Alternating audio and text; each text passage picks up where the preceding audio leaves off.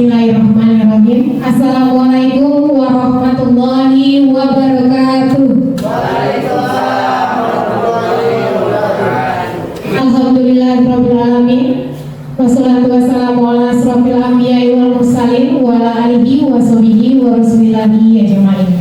Bersyukur kita kepada Allah Subhanahu wa taala yang telah memberikan kita kesehatan dan kesempatan sehingga kita dapat hadir di ruangan ini pada acara diseminasi penyebaran dan pemahaman budaya positif.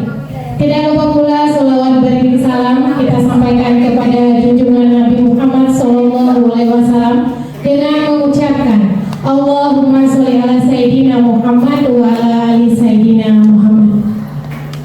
Yang sama-sama kita hormati Kepala Sekolah SMK Negeri 1 Batang Peranap yang dalam hal ini diwakilkan oleh Wakil Humas. Yang sama-sama kita hormati Wakil Kepala Sekolah Bidang Kesiswaan dan Sarana Prasarana, dan Bapak Ibu guru hebat yang berkesempatan hadir pada hari ini. Kita lanjut acara kita yang pembukaan saya anggap sudah berlalu. Doa yang akan dibacakan oleh Pak Swadi kepada Bapak kami silahkan.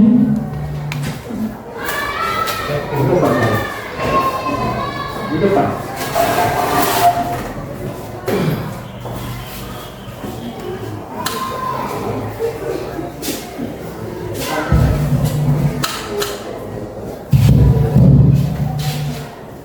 Bismillahirrahmanirrahim.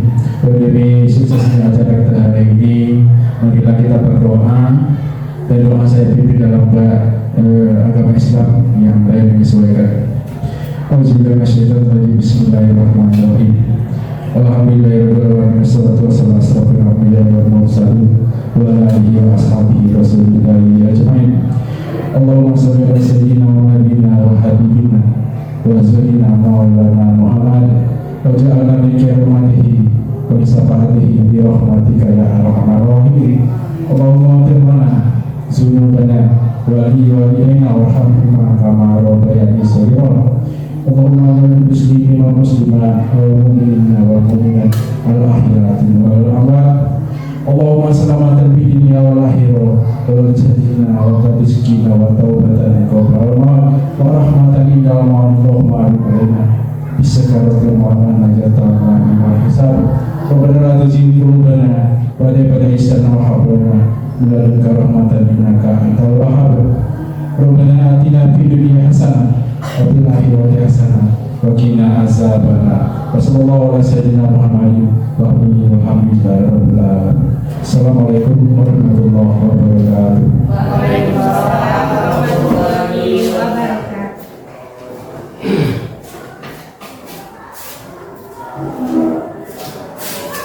Terima kasih kepada Pak Swadi. Semoga acara kita pada siang hari ini berjalan dengan lancar.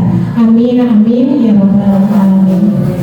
Selanjutnya kata sambutan dari Kepala Sekolah SMK Negeri 1 Batang Peranap yang dalam hal ini diwakilkan oleh Wakil Bidang Humas Pak Tekno Henry. Kepada Pak Tekno kami persilahkan.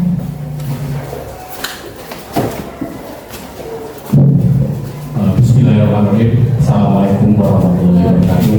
Waalaikumsalam warahmatullahi wabarakatuh. Alhamdulillah wassalillah wala quwwata illa billah. Allahumma sholli ala sayyidina Muhammad wa ala ali sayyidina Muhammad. Puji puji syukur kita ucapkan kepada Allah Subhanahu wa taala yang mana pada siang ini kita bisa berkumpul di sini dalam rangka kegiatan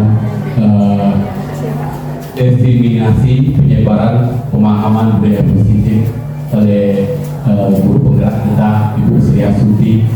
Nah, selanjutnya salawat dan salam satu pula kita kirimkan kepada Nabi besar Muhammad SAW dengan mengucapkan Allahumma sholli ala sayyidina Muhammad wa ala ali sayyidina Muhammad. Mudah-mudahan dengan kita banyak berselawat kita mendapat syafaatnya yaumil akhirati. Amin amin ya rabbal alamin. Bapak Ibu yang kami hormati, pada kegiatan siang hari ini kita berkumpul di sini mendengarkan paparan dari materi kita dari guru penggerak Bu Sri Astuti dalam kegiatan diseminasi penyebaran pemahaman dan penerapan budaya positif. Mudah-mudahan dari paparan apa yang disampaikan oleh guru penggerak kali ini terimplementasi dalam praktek baik kita di sekolah kita. Gitu. Dan bagi Bapak Ibu yang belum melaksanakan guru penggerak ini disegerakan.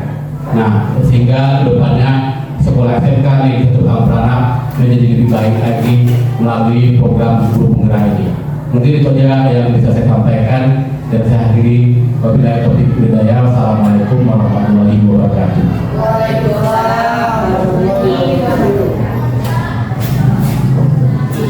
Terima kasih kepada Pak Tekno. Kita lanjutkan dengan pemaparan materi oleh Ibu Sri Astuti. Kepada Ibu kami persilakan.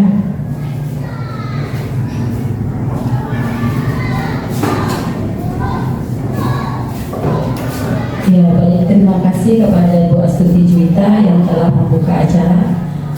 Baik, yang pertama puji dan syukur kita panjatkan kehadirat Allah Subhanahu wa Ta'ala yang mana telah memberi kita kesehatan sehingga kita dapat melaksanakan kegiatan pada pagi hari ini, yaitu diseminasi menyebarkan pemahaman dan penerapan pengalaman budaya positif di SMK Batam Pranap. Selanjutnya, salawat beriring salam tidak lupa pula kita hadiahkan ke Nabi besar Muhammad SAW dengan mengucap Allahumma sholli ala Sayyidina Muhammad wa ala ali Sayyidina Muhammad. Pertama-tama yang saya hormati Bapak Ibu Wakil Kepala Sekolah, yang saya hormati Bapak Ibu rekan-rekan guru yang berkesempatan hadir pada pagi hari ini. Baiklah, tanpa harus memperpanjang kata mukadimah, perkenalkan saya di sini adalah Sri Astuti SPD, calon guru penggerak angkatan 11 Kabupaten Indragiri Hulu. Semoga kegiatan kita pada hari ini dapat berjalan dengan lancar, baik dan menyenangkan. Baik, gimana kabarnya Bapak Ibu? Baik. Alhamdulillah. Masih semangat? Semangat. Luar biasa. Nggak makan. SMK Bisa. SMK Bisa.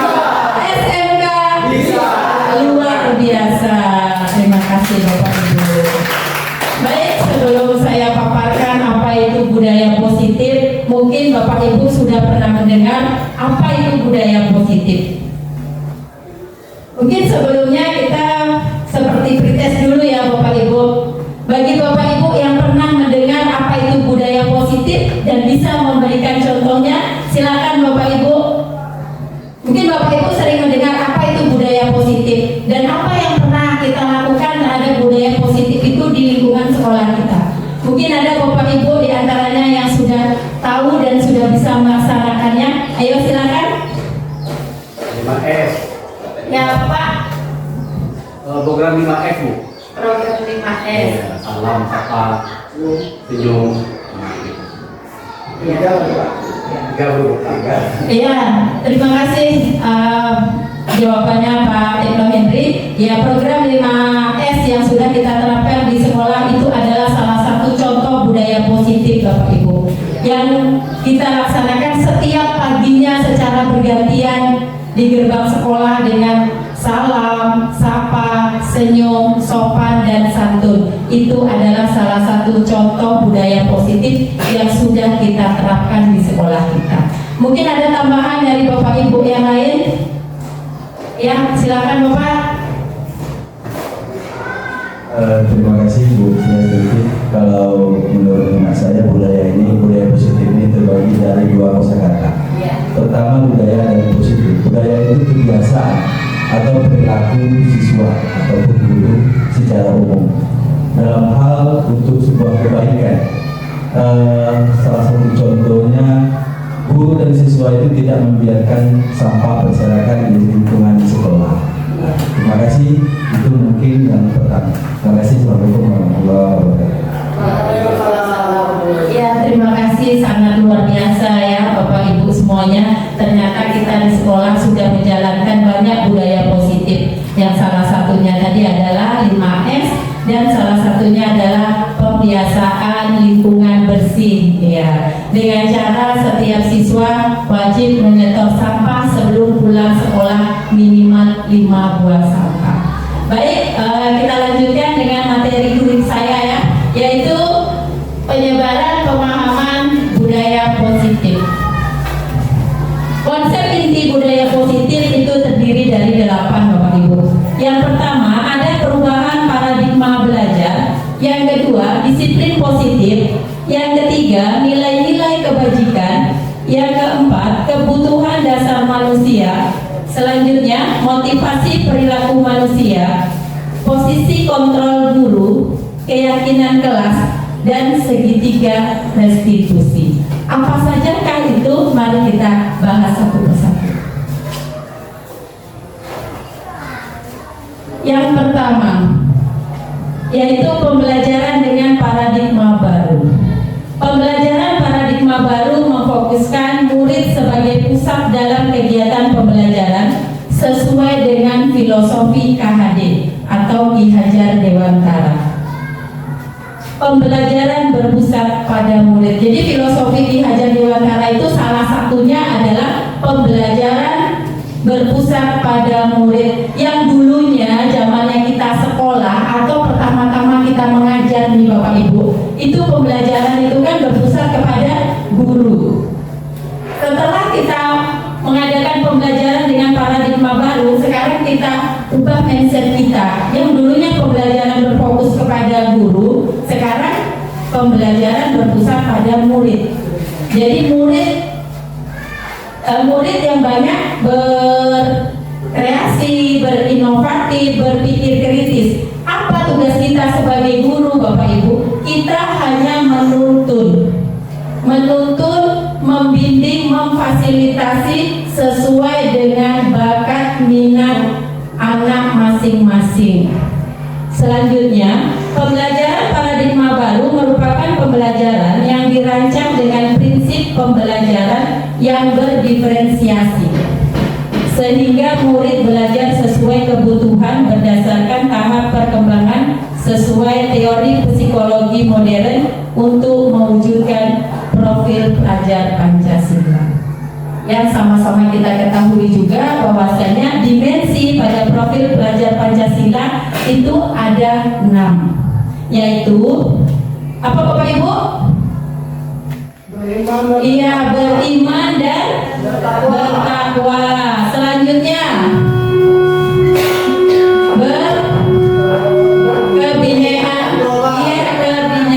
kebinekaan global.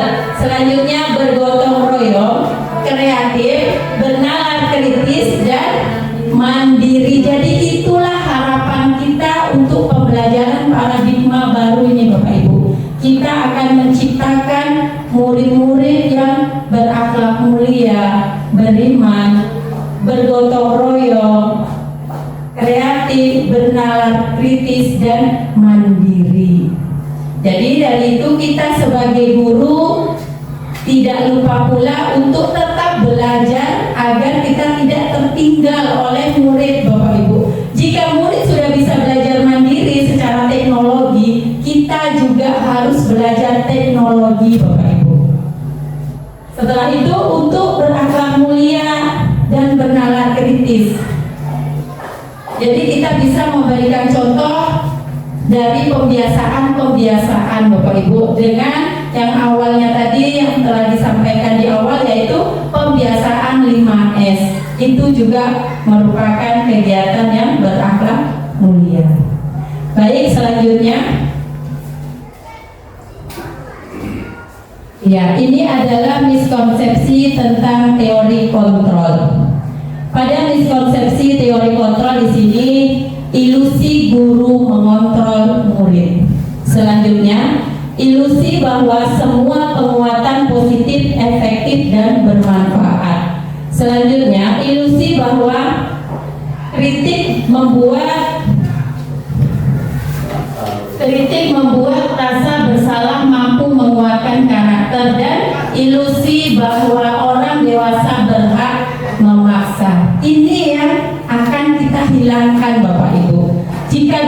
kita berilusi bahwa guru mengontrol murid. Ternyata itu di paradigma baru itu tidak boleh terjadi lagi Bapak Ibu. Karena seperti filosofi KHD yang saya sebutkan tadi, murid memiliki bakat dan minatnya masing-masing. Kita sebagai guru hanya menuntun dan memfasilitasinya. Selanjutnya ada di sini ilusi bahwa orang dewasa berhak memaksa. Gimana menurut Bapak Ibu ilusi yang seperti itu? Kita orang dewasa berhak memaksa. Iya, tidak boleh. Kita tidak boleh memaksa kehendak kita. Karena murid tadi bukan budak gitu ya, bukan budak yang harus kita paksa dengan keinginan kita. Tapi kita harus tahu juga apa keinginan murid, apa yang mau dia capai. Baik, selanjutnya ya, mengubah paradigma stimulus respon ke pendekatan teori kontrol. Yang pertama adalah stimulus responnya realita kebutuhan kita sama. Ternyata realitanya kebutuhan kita berbeda antara murid yang satu dengan murid yang lainnya. Dia memiliki kebutuhan yang berbeda. Mungkin murid A kita bisa mengajarkan dengan cara begini, sedangkan murid yang B mungkin dia butuh kasih sayang, dia butuh perhatian gitu kan. Jadi mereka tidak sama kebutuhannya Bapak Ibu. Selanjutnya, semua orang melihat hal yang sama. Teori kontrolnya, setiap orang memiliki gambaran yang berbeda. Gimana itu menurut Bapak Ibu? Iya, setiap orang memiliki gambaran yang berbeda. Sama seperti kita sekarang, kita memandang murid itu pasti tidak sama. Menurut saya, murid si A dia baik. Menurut Bapak Ibu yang lain belum tentu dia baik seperti apa yang saya lihat. Selanjutnya kita mencoba mengubah agar berpandangan sama dengan baik. Teori kontrolnya kita berusaha memahami pandangan orang tentang dunia. Selanjutnya, perilaku buruk dilihat sebagai suatu kesalahan. Teori kontrolnya semua perilaku memiliki tujuan. Selanjutnya, orang lain bisa mengontrol saya. Hanya Anda yang bisa mengontrol diri Anda sendiri. Apa maksud kalimat tersebut? Ada yang bisa jelaskan? Iya, maksud dari kalimat tersebut, diri kita ini Bapak Ibu tidak bisa orang lain mengontrol. Kita harus ngapain? Kita harus apa? Kamu harus begini, itu tidak bisa Bapak Ibu. Tetapi diri kita sendirilah yang bisa mengontrolnya. Diri kita sendirilah yang bisa membuat kita menjadi apa. Kita mau datang terlambat atau mau tidak, itu diri kita sendiri yang menggerakkan, bukan karena orang lain. Selanjutnya, saya bisa mengontrol orang lain. Anda tidak bisa mengontrol orang lain. Masih sama ya. Ternyata kita tidak bisa mengatur orang lain untuk menjadi apa, tetapi orang tersebutlah yang bisa mengontrol dirinya untuk menjadi apa dan bagaimana. Selanjutnya, pemaksaan ada pada saat bujukan gagal. Kolaborasi dan konsensus menciptakan pilihan-pilihan baru. Selanjutnya, model berpikir menang kalah. Sedangkan teori kontrolnya adalah model berpikir menang-menang. Apa maksud kalimat tersebut? Ini dengan siswa biasanya kita ya Bapak Ibu, kita dengan siswa selama ini berpikir bahwa kita sebagai guru harus menang. Apa yang kita sebutkan, kamu terlambat berapa, kita harus menang gitu kan? Ternyata itu salah Bapak Ibu. Tetapi kita dan murid itu harus sama-sama menang.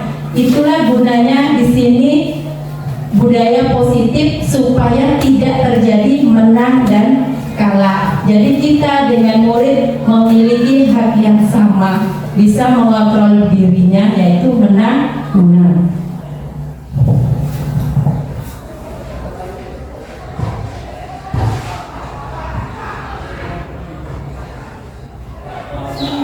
Lewat.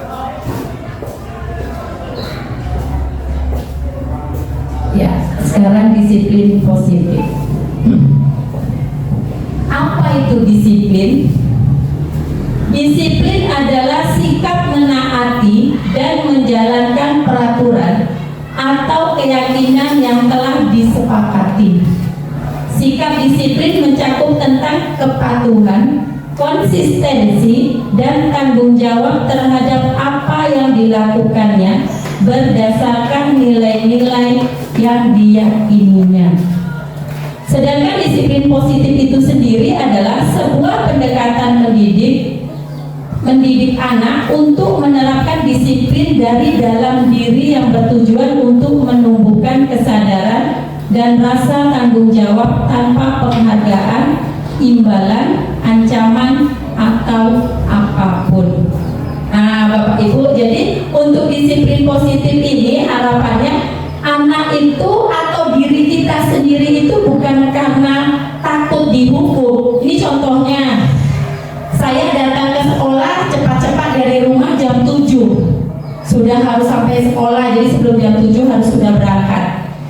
Pemikiran saya begini Bapak Ibu, nanti kalau saya terlambat saya dimarahi Kepsek, nanti kalau saya terlambat saya kena sanksi, saya kena SP dan sebagainya. Itu yang harus kita hilangkan Bapak Ibu. Nggak boleh ya.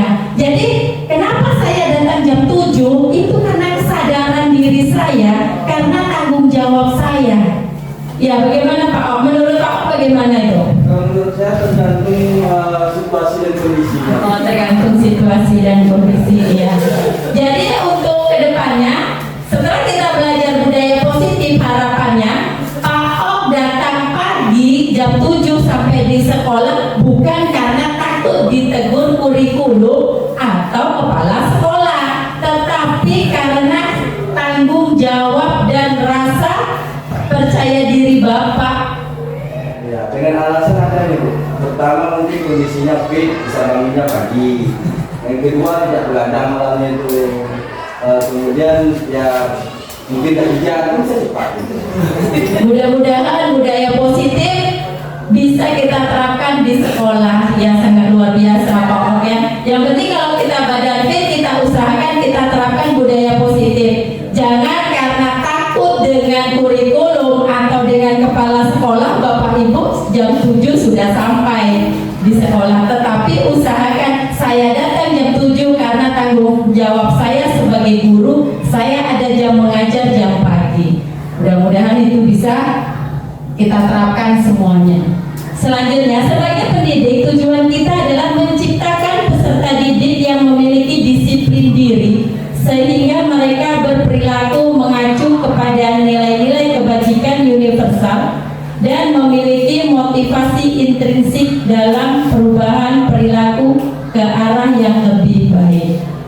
Sama seperti yang saya sampaikan tadi, semoga dengan budaya positif kita sebagai guru dapat menerapkannya bukan karena takut hukuman, sanksi, ataupun karena ingin mendapatkan penghargaan, pujian dan sebagainya. Saya datang pagi lah, kan Bu Sri hari ini piket. Ini misal ya Bapak Ibu. Dari pantat namanya. Ya itu tidak boleh kita terapkan seperti itu.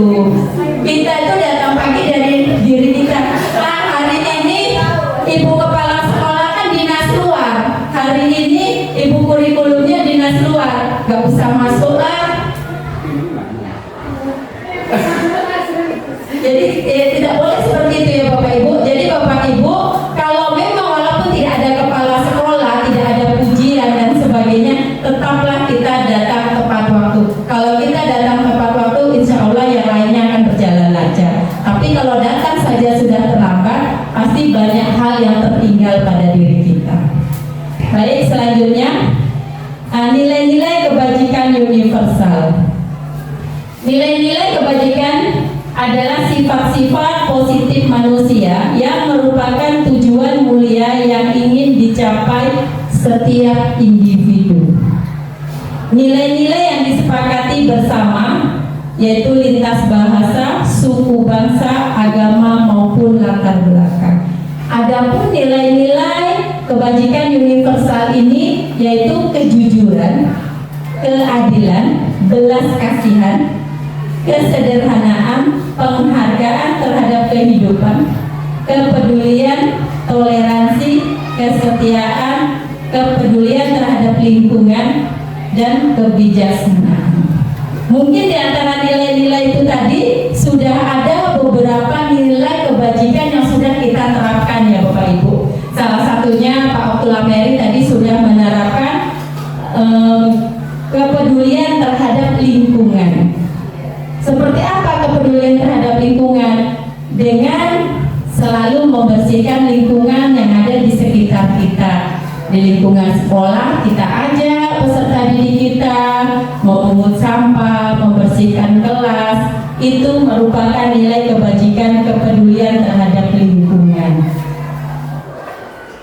Baik, biar semangat kita ice breaking terlebih dahulu ya Bapak Ibu. Mungkin Bapak Ibu bisa berdiri. Ya, biar semangat. Ya, mungkin bisa berdiri di barisan. Ya, biar tidak kena meja dan kursinya. Ya, kita sama-sama ya.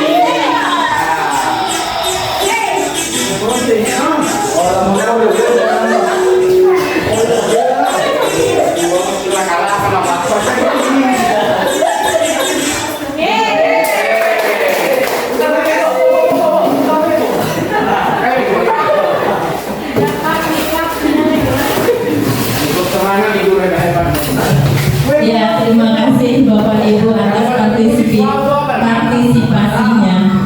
Ternyata Bapak Ibu bukan hanya murid saja yang jenuh dalam belajar. hati kita juga. Buktinya setelah dapat gerakan saya lihat lebih cerah Bapak Ibu, lebih bersemangat. Walaupun kadang gerakan sudah tidak sesuai dengan usia. Ya, baik kita lanjut Bapak Ibu. Bisa dibuka, bisa ditutup lagi karena ketawa terus. Berarti Bapak udah senang ya.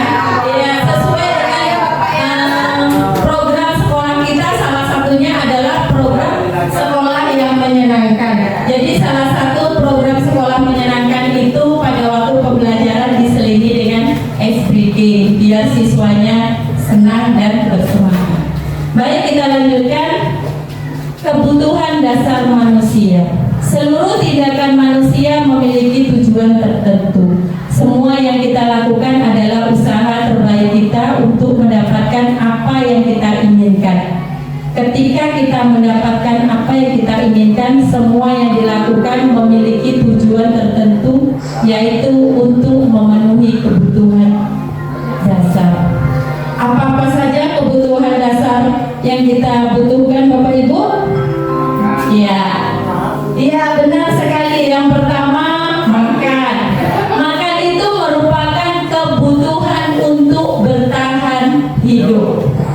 Jadi kalau Bapak Ibu ada melihat siswanya yang izin, Bu boleh izin 5 menit mau minum dulu, mau makan dulu, itu merupakan kebutuhan untuk bertahan hidup Bapak Ibu. Silakan Bapak Ibu beri izin dia toleransi 5 menit, tetapi dengan catatan-catatan tertentu atau dengan konsekuensi tertentu. Misalnya boleh tapi gantian 1 orang saja, boleh tetapi maksimal 5 menit, karena itu merupakan kebutuhan dasar murid kita Bapak Ibu. Nanti boleh langsung praktek nih Bu. Boleh izin saya minum Bu ya? Ya silakan Bapak Ibu ya silakan, karena ada air minum di mejanya, dipersilakan untuk meminumnya. Ya selanjutnya cinta dan kasih sayang. Siapa sih yang tidak butuh cinta dan kasih sayang? Jangankan anak murid, Pak Oktula Mary saja membutuhkan cinta dan kasih sayang. Ya kan Bapak Ibu, kenapa kita butuh cinta dan kasih sayang? Contohnya nih, kalau kita kurang kasih sayang, kita ibu-ibu kurang kasih sayang dari pasangan kita, pasti muka kita akan cemberut, itu sudah pasti. Kurang kasih sayang, kalau udah sayang pasti duit belanja lancar. Ya, pasti cemberut. Sekolah jadi tidak bersemangat. Kita bekerja mengajar anak murid jadi tidak bersemangat Bapak Ibu. Begitu juga dengan anak-anak murid kita Bapak Ibu. Mungkin mereka kurang kasih sayang di rumah karena orang tua latar belakangnya bisa disebut ada yang broken home, ada yang kurang mampu, atau ada yang jauh dari orang tua karena keadaan, misalnya ngekos dan sebagainya. Jadi setiap ada murid yang bermasalah, kita harus tahu juga latar belakangnya, karena bisa jadi salah satunya adalah kurang kasih sayang. Selanjutnya kebebasan. Seperti apa kebebasan yang dimaksud Bapak Ibu? Bebas terbatas Bu. Iya benar Bapak, bebas dan terbatas. Dalam arti kadang anak-anak kita di rumah terlalu dikekang oleh orang tuanya, atau dengan kita juga terlalu dikekang, bahkan mau permisi saja tidak boleh gitu. Benci misalnya. Iya, misalnya itu tadi, sedangkan kebutuhan dasarnya adalah untuk bertahan hidup, dia permisi untuk minum saja tidak boleh. Jadi sebaiknya kita beri dia kebebasan dengan konsekuensi tertentu. Selanjutnya kesenangan. Kesenangan seperti apa yang anak murid kita inginkan? Ya, salah satunya adalah menyelipkan ice breaking di setiap kegiatan pembelajaran.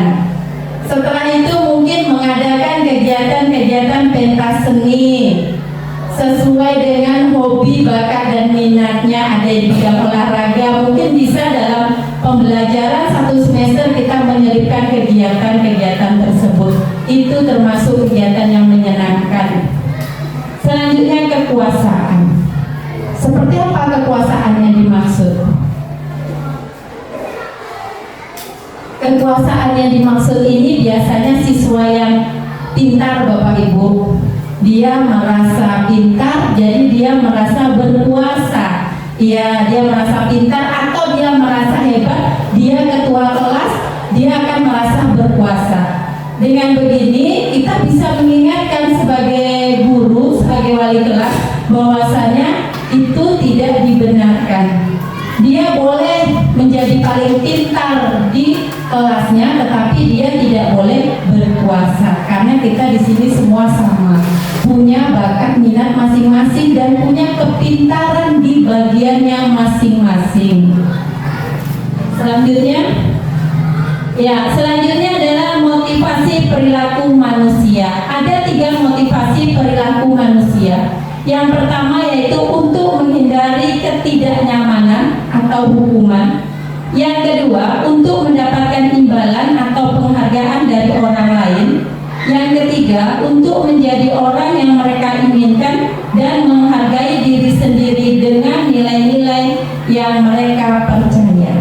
Ini seperti yang disampaikan tadi ya Bapak Ibu, bahwasanya apa yang kita lakukan itu bukan karena hukuman, bukan karena imbalan, tetapi karena menghargai diri sendiri dan nilai-nilai yang kita percayai. Jadi apa yang kita lakukan itu berdasarkan motivasi yang ketiga kalau bisa Bapak Ibu.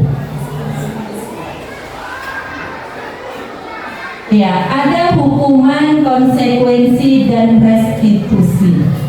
Hukuman bersifat tidak terencana atau tiba-tiba. Anak atau murid tidak tahu apa yang akan terjadi dan tidak dilibatkan. Hukuman bersifat satu arah dari pihak guru yang memberikan dan murid hanya menerima suatu hukuman tanpa melalui suatu kesepakatan. Ini biasanya spontan kita marah ya Bapak Ibu. Misalnya Bapak Ibu piket, tiba-tiba ada murid yang setiap hari dia selalu datang terlambat. Kita panggil, langsung kita marah-marah. Kita beri dia sanksi, misalnya keliling lapangan, itu merupakan hukuman. Atau ada siswa yang tidak berpakaian seragam, contohnya tidak memakai sepatu sesuai dengan warna yang ada di sekolah kita, yaitu warna hitam. Jadi kita marah dan kita suruh buka sepatunya, seharian dia tidak memakai sepatu, alias istilahnya nyeker di tempat kita ya. Nah, itu merupakan hukuman juga Bapak Ibu yang tidak kita rencana, dan anak tersebut juga tidak menduga akan mendapatkan hukuman seperti itu. Selanjutnya, konsekuensi. Sudah terencana atau sudah disepakati. Ini misalnya Bapak Ibu, kita kan sudah terencana kalau belajar dengan kita sudah ada mungkin buat perjanjian atau yang namanya kesepakatan kelas atau keyakinan kelas. Biasanya nanti kalau terlambat dengan ibu begini, kalau tidak mengerjakan tugas nanti ini, itu yang disebut dengan konsekuensi Bapak Ibu. Misalnya pada pelajaran matematika, jika terlambat 5 menit konsekuensinya menyetor hafalan perkalian. Jadi itu bukan hukuman, tetapi itu konsekuensi. Selanjutnya, restitusi. Restitusi yaitu proses menciptakan kondisi bagi murid untuk memperbaiki kesalahan. Proses kolaboratif yang mengajarkan murid untuk mencari solusi. Kalau restitusi di sini biasanya anak yang bermasalah kita panggil pribadi Bapak Ibu, kita panggil, kita ajak ngobrol, kita tanyakan alasan mengapa dan kita cari solusinya. Itu yang disebut dengan restitusi. Selanjutnya, posisi kontrol guru. Posisi kontrol guru di sini ada 5 Bapak Ibu, yaitu sebagai penghukum, pembuat merasa bersalah, sebagai teman, pemantau, dan manajer. Apa itu? Penghukum, seperti yang tadi ya. Kalau penghukum itu kita suruh siswa lari keliling lapangan 10 kali, hormat kepada bendera, berdiri di luar kelas, tidak memakai sepatu dan sebagainya. Itu yang disebut dengan hukuman. Yang spontan kita lakukan ketika anak melakukan kesalahan.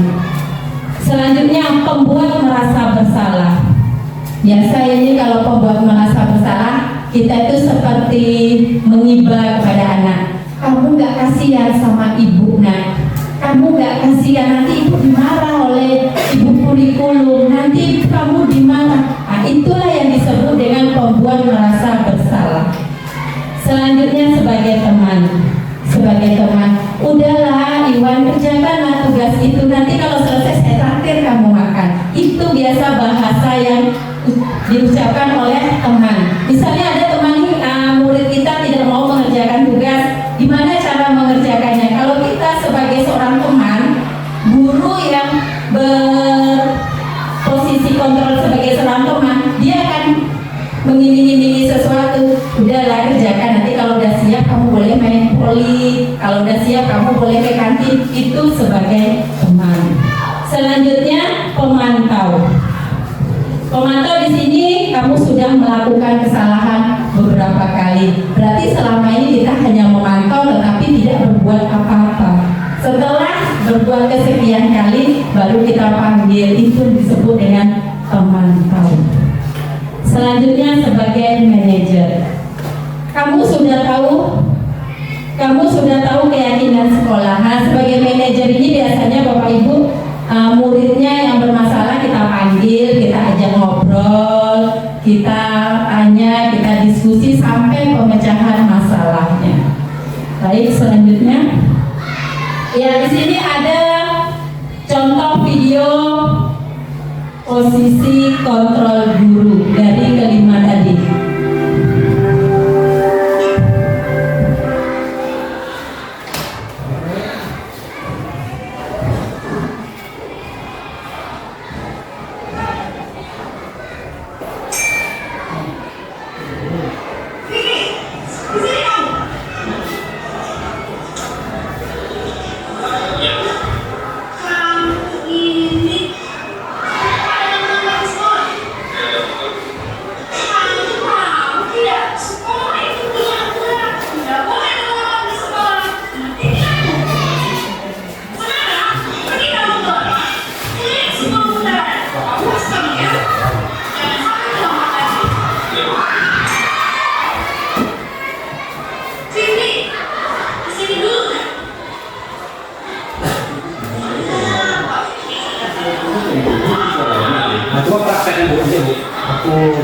Sebagai apa?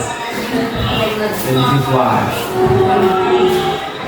Kenapa Bapak pakai baju hitam? Belajar. Mohon Bapak Ibu diperhatikan.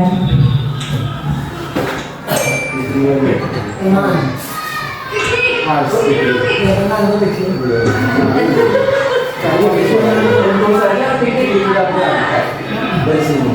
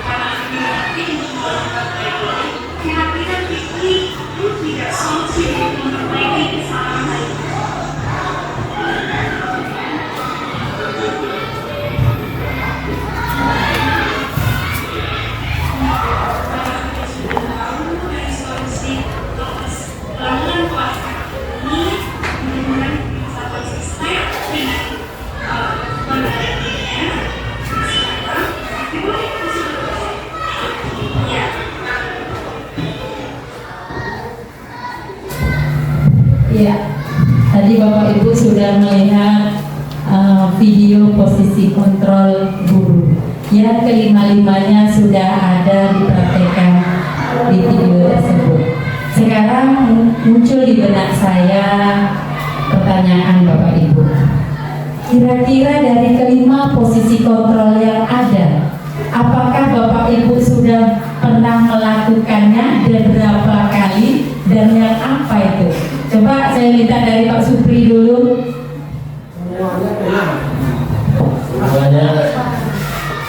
Semuanya pernah, cuman kita kasih atau hukuman itu tidak seberat mungkin sekedar menitip sampah. Mungkin kalau yang terlambat memang dia terlalu positif ataupun dia membantu orang tuanya, dia terlambat boleh kita masukkan lagi.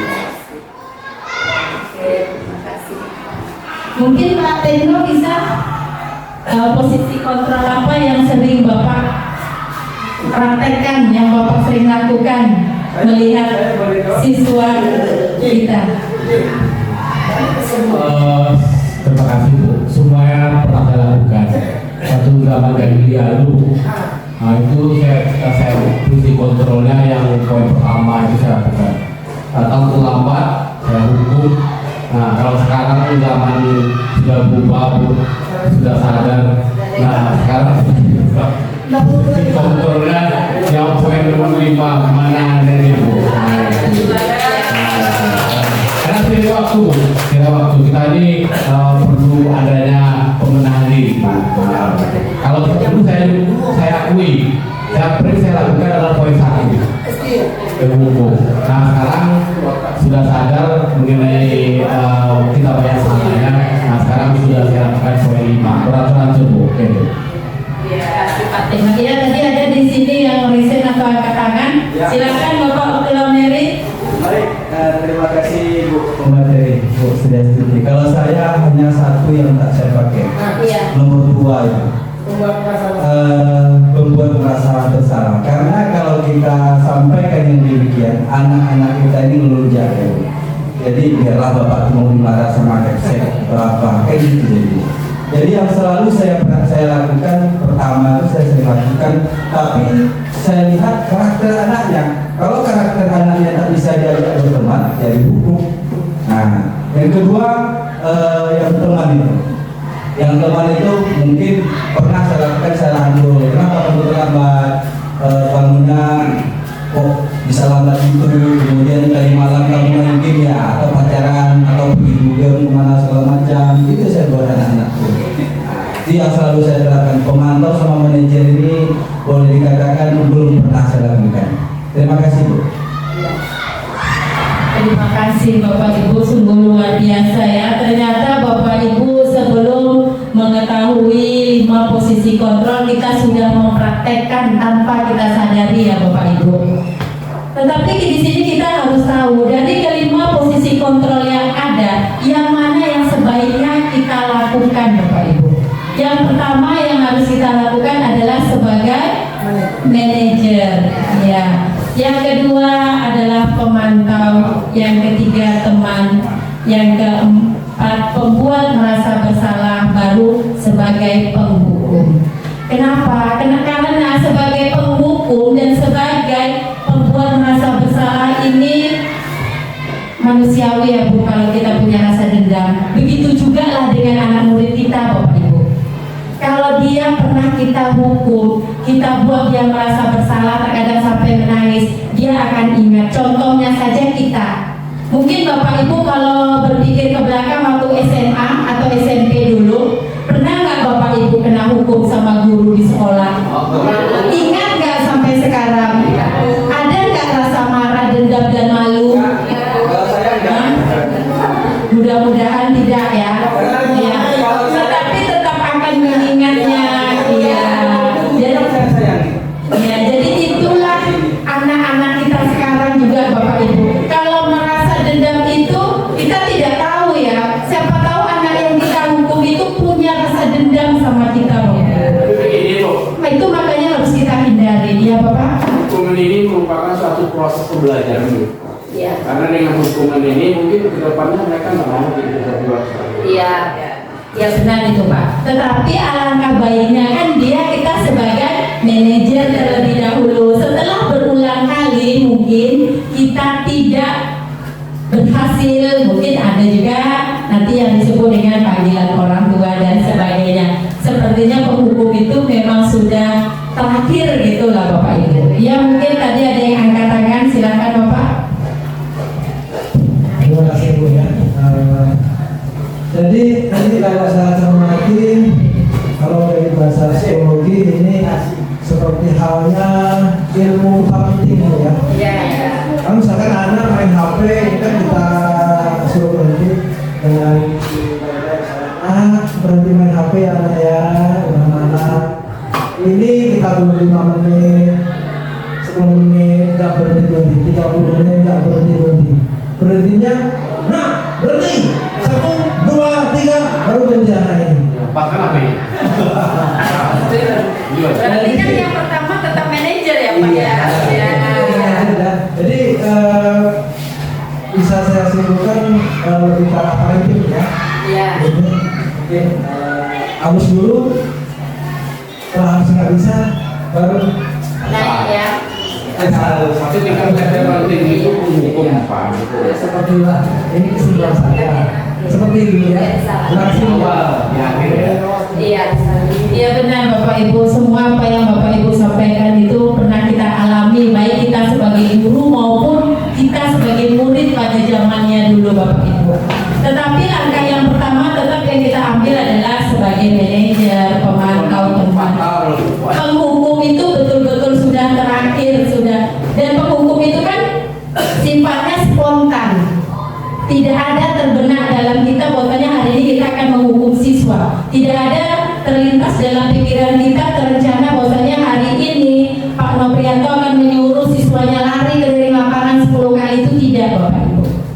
Tapi tiba-tiba ketika Pak Noprianto piket di gerbang, dia menjumpai salah satu siswa yang mungkin setiap hari Rabunya Pak Noprianto piket itu saja dan kesalahan yang sama, orang yang sama dan kesalahan yang sama.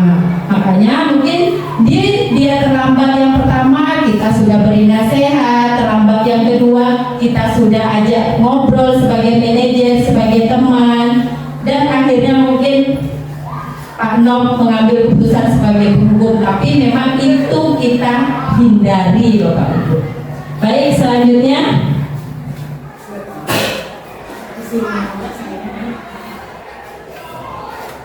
ya, selanjutnya adalah membuat keyakinan kelas. Kita dulu tahunya peraturan kelas. Waktu kita sekolah Bapak Ibu, peraturan kelas kalau belajar sama Pak Aswadi itu harus begini, 1, 2, 3 dan seterusnya. Belajar sama Ibu Sri harus begini, belajar dengan Pak Tekno Hendri harus begini. Berbeda-beda Bapak Ibu. Tetapi pada pembelajaran paradigma baru ternyata kita tidak menggunakan peraturan kelas lagi Bapak Ibu, tetapi kita membuat keyakinan kelas. Apa yang membedakan antara peraturan dan keyakinan? Peraturan kelas dibuat oleh guru secara sepihak tanpa melibatkan siswa. Sedangkan keyakinan kelas adalah kesepakatan yang dibuat bersama antara guru dan siswa untuk menciptakan lingkungan belajar yang positif dan produktif di dalam kelas. Jadi keyakinan kelas ini biasanya kita buat di awal pembelajaran. Sebelum kegiatan pembelajaran dimulai, kita sepakati dulu keyakinan kelas apa yang akan kita yakini bersama Bapak Ibu. Harus diyakini bersama. Gak bisa kita sebagai guru yakin itu bisa dilakukan sedangkan siswanya tidak, itu tidak akan bisa menjadi keyakinan kelas. Tapi siswanya harus benar-benar yakin bahwasanya itu bisa dilakukan. Baru itu bisa kita jadikan keyakinan kelas. Di sini ada contoh pada waktu saya membuat keyakinan kelas, tapi hanya foto ya Bapak Ibu. Ya, di sini ada contoh keyakinan kelas pada waktu saya masuk di kelas 11 MPLB di awal pembelajaran. Jadi saya membuat keyakinan kelas. Keyakinan kelas ini bukan dari saya, tetapi dari siswanya. Langkah pertama yang kita sampaikan kepada siswa adalah apa itu keyakinan kelas. Setelah kita jelaskan apa itu keyakinan kelas, kita meminta kepada semua murid untuk menuliskan keyakinan yang bisa dia lakukan di kelas selama pembelajaran dengan gurunya. Mereka menuliskan di kertas sticky note, setelah itu ditempelkan ke depan. Setelah ditempelkan ke depan, ada di sini 2 siswa yang mewakili temannya untuk membacakan keyakinannya dan menuliskan keyakinannya. Setelah ditulis semua, baru disepakati juga Bapak Ibu, disepakati apakah itu akan dipakai menjadi keyakinan kelas atau tidak. Setelah itu, setelah disepakati, ada beberapa yang diambil menjadi keyakinan kelas dengan kalimat-kalimat yang positif Bapak Ibu. Jadi kita sebagai guru hanya menuntun dan memfasilitasi, kita mengarahkan supaya membuat kalimat-kalimat yang positif. Contohnya biasanya anak-anak ini, karena dengan saya biasa masuk jam pagi, jam pertama, biasa keyakinan kelas yang pertama dibuat itu adalah dilarang datang terlambat. Kalimat dilarang datang terlambat itu adalah kalimat negatif Bapak Ibu, masih negatif. Jadi kita sebagai guru mengarahkan kalimat dilarang datang terlambat, kita ubah menjadi datang tepat waktu. Jadi kata dilarang datang terlambat itu munculnya bukan dari kita, tetapi dari siswa. Kita hanya mengubah kalimat menjadi kalimat positifnya, yaitu menjadi datang tepat waktu. Itu contoh Bapak Ibu ya. Jadi Bapak Ibu yang belum membuat keyakinan kelas sebelum pembelajaran dimulai, sudah boleh membuat keyakinan kelas. Jadi seandainya ada murid kita yang melanggar keyakinan kelas, kita kembalikan kepada mereka. Kita tanyakan, masih ingatkah keyakinan kelas yang kita buat? Keyakinan kelas yang mana? Nanti otomatis anak tersebut akan bisa menyebutkan dengan sendirinya keyakinan kelas yang ini, Bu. Apa bunyinya? Datang tepat waktu. Mungkin ada keyakinan kelas yang lain, tidak boleh tidur misalnya kan? Jadi dia ingat kalau pas dia tertidur kita panggil, kita tanyakan, masih ingat keyakinan kelas yang pernah kita buat? Masih, Bu. Apa salah satunya? Tidak tidur di dalam kelas. Jadi dia yang menyebutkan sendiri, bukan kita Bapak Ibu. Jadi kita tidak buat peraturan lagi, tetapi membuat keyakinan kelas. Oke? Pertanyaan Bu, boleh? Ya silakan. Kalau menurut apa yang terlintas di pikiran saya, keyakinan kelas itu seperti yang disebutkan tadi, dengan arti kata keyakinan itu agak bertolak belakang. Ini menurut pemikiran saya, entah saya kurang mengerti dengan apa yang dimaksud keyakinan kelas itu, tapi bagaimana? Karena keyakinan itu kan sebuah kepercayaan atau kata hati, perasaan yang ingin kita yang terlintas di pikiran, itu yang disebut dengan keyakinan. Jadi makna dari keyakinan itu dibuat keyakinan kelas. Kesimpulannya keyakinan kelas itu yang bagaimana maksudnya, atau sebentuk kata kesepakatan di kelas atau bagaimana? Ini yang perlu saya pahami. Keyakinan kelas ini lahir dari kesepakatan kelas. Jadi kita buat terlebih dahulu, misalnya gini, keyakinan kelas yang Bapak buat dengan keyakinan kelas yang Bapak Supri buat itu tidak sama Bapak. Jadi kita masing-masing guru membuat keyakinan kelas. Sebelum keyakinan kelas, kita buat kesepakatan kelas namanya. Bagaimana buat kesepakatan kelas? Itulah siswa kita minta untuk memberikan kesepakatannya pada kegiatan pembelajaran kita, bagaimana maunya, bagaimana gitu loh Bapak Ibu, maunya bagaimana gitu. Atau kalau zaman dulu kita sebut peraturan gitu loh Pak, kalau belajar sama saya aturannya harus begini, nah gitu. Tetapi bedanya kalau aturan kita. Sedangkan kesepakatan itu bahasanya datangnya dari siswanya. Ini yang membuat dalam pemikiran saya itu kata keyakinan itu racun diterapkan dalam sebuah kesepakatan tadi. Karena kita bertolak dari sebuah kata. Yakin itu adalah sesuatu yang kita pikirkan benar. Gitu. Ini yang agak rancu itu. Jadi gini Pak, kenapa dia disebut keyakinan? Karena kan sudah disepakati. Misalnya tadi kita ambil contohnya adalah datang tepat waktu.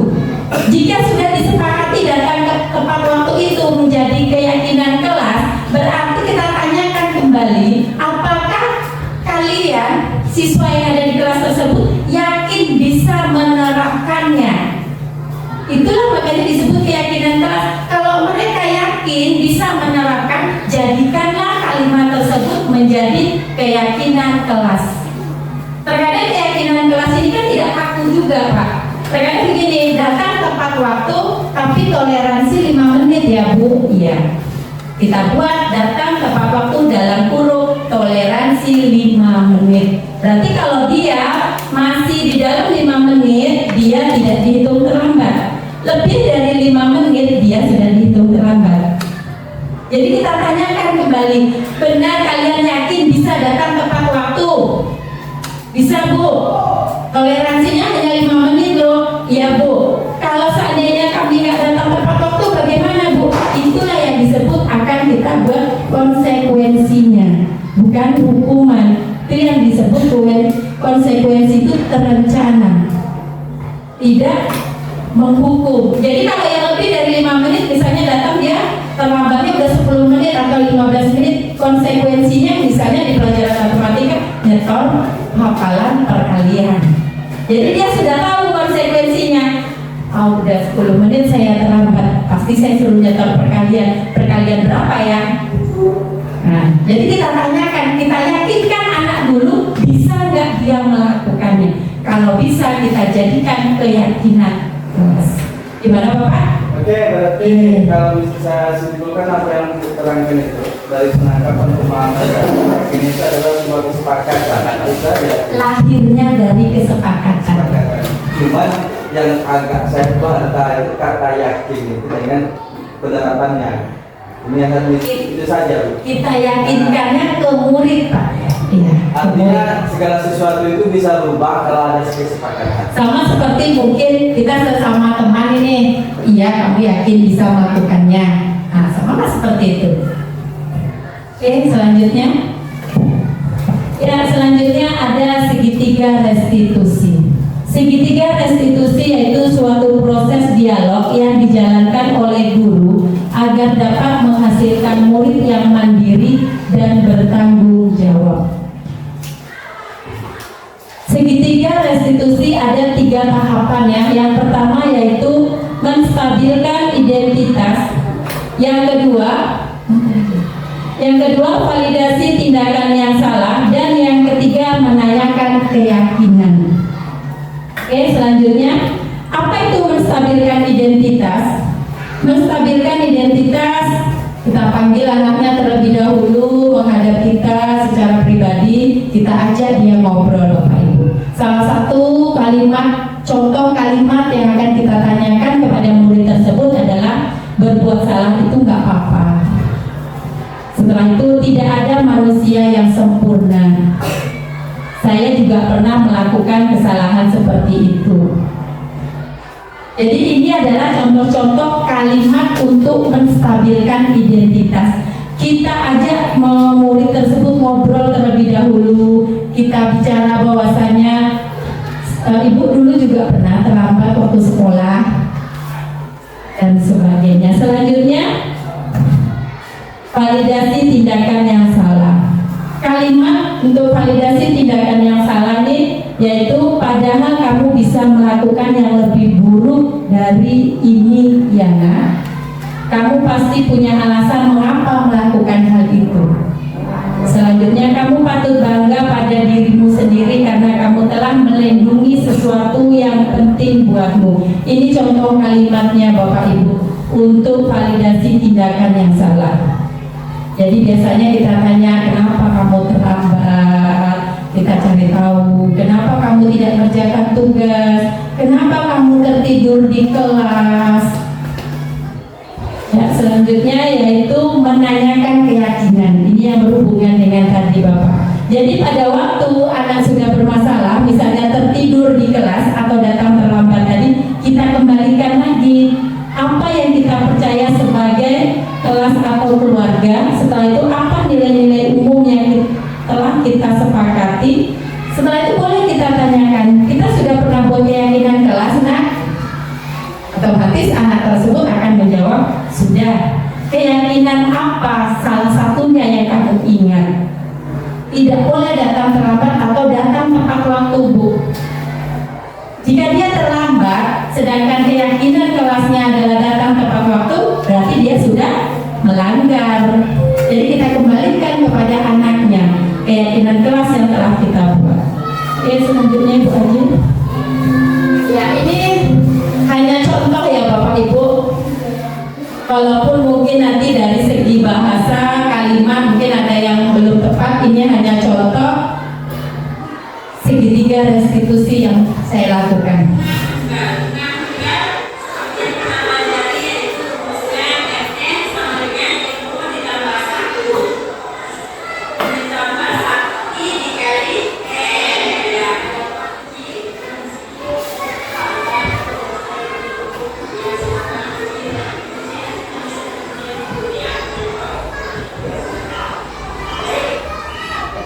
Dengar, tapi tidak jelas menjadi.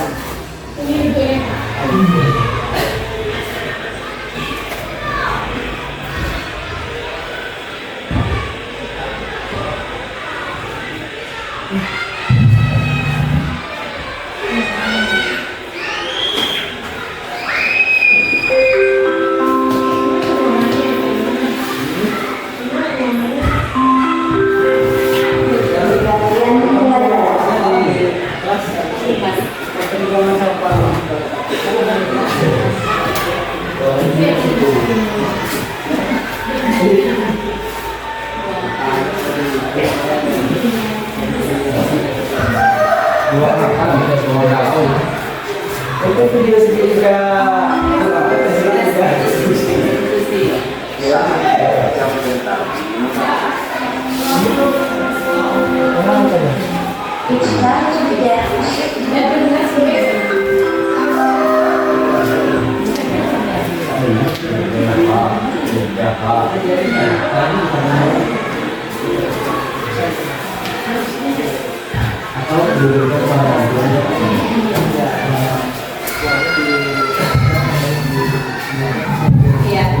Baik Bapak Ibu, untuk segitiga restitusi itu bisa Bapak Ibu mulai dari sekarang mempraktekkannya masing-masing bagi ada siswa yang bermasalah. Kemarin kami membuat dua segitiga restitusi, yang satu dia siswa terlambat, yang satu dia siswa yang tertidur di kelas. Tapi tadi satu contoh saja yang siswa terlambat. Jadi pada waktu siswa terlambat mungkin tetap kita persilahkan dia duduk terlebih dahulu. Setelah itu di jam kosong kita ajak dia ngobrol, kita ajak diskusi, kita tanya apa masalahnya sampai kita menanyakan keyakinan kelas yang telah disepakati.